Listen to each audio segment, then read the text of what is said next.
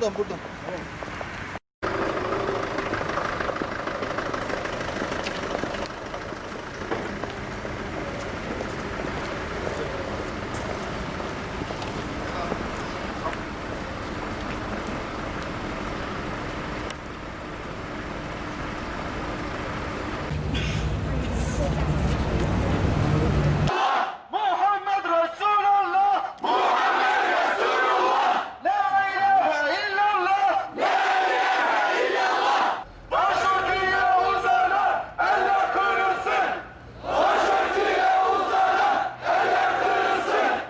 Bugün her gün olduğu gibi okulların açıldığı günden yana 19 Eylül 2011'den bu yana her gün başörtülüyle okula giden ancak taktığı başörtüsü nedeniyle Şehit Kamil İMKB İlköğretim Okulu yönetimi tarafından okula alınmayan Ayşe Çevik'in velisi Güllü Çevik okul yönetimiyle konu hakkında görüşmeye gitmiş, ancak okul yönetimi dönem başladığından bu yana uygulamaya deldiği görüşmeme tavrını yine sergilemiş.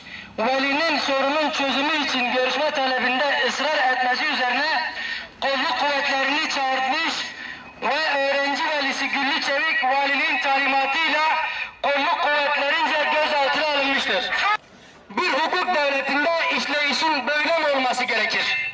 Öğrenciyi okula almıyorsun, öğrenci velisi ne için okula alınmadığına dair gerekçe ibrazı için görüşmeye geliyor, ancak yasalar çerçevesinde verilecek cevabı olmadığı için güçlü olan haklıdır mantıksızlığı içinde arkasına kolluk kuvvetlerini de alarak Yavuz hırsız ev sahibini bastırır atasözünü fiilen gerçekleştiriliyor. Daha önce de defalarca niçin okula alınmadığını gösterir bir tutanak ve belge velisi tarafından istenmesine karşı burada kanun benim, ben almıyorum o kadar diyerek bunca kanun ve yönetmelik olmasına rağmen bir devlet memuru bu sözü hoyratsızca söylüyor ve bu devlet memuru gözaltına alınmıyor. Buna karşılık çocuğunun anayasal hakkını arayan ve okulunda geri kalmaması için çaba sarf eden velisi gözaltına alınıyor maalesef. İnsanlara zulüm etme yetkisi verilmemiştir. Şunu demek istiyoruz. Siyasiler çıkıp azınlık haklarından, gayrimüslim vakıflardan bahsederken bu memleketin asıl sahibi olan Müslümanlardan ve çektiklerinden neden bahsetmiyorlar? İnsan hakkı ihlallerine sıfır tolerans tanıdıklarını defalarca ve her fırsatta dile getiren hükümet yetkilileri tek gayesi tesettür emrini yerine getirmek olan başörtülü öğrencilerin okullara alınmamalarını, hakarete uğramalarını, insanlık dışı bir uygulama olan tecride tabi tutulmalarını, hatta dövülmelerini ve ailelerinin polis tehdidine maruz kalıp mahkemelere sevk edilmelerini insan hakkı ihlali olarak görmüyorlar mı? Maalesef siyasiler inançlarla ilgili mağduriyetleri giderme noktasında ağır aksak bir tempo içerisindedir. Bu da mağduriyetlerin daha da büyümesine neden olmaktadır. İslam aleminin öncülüğüne sunulan Türkiye'de neden başörtüsüyle okula gidilemiyor?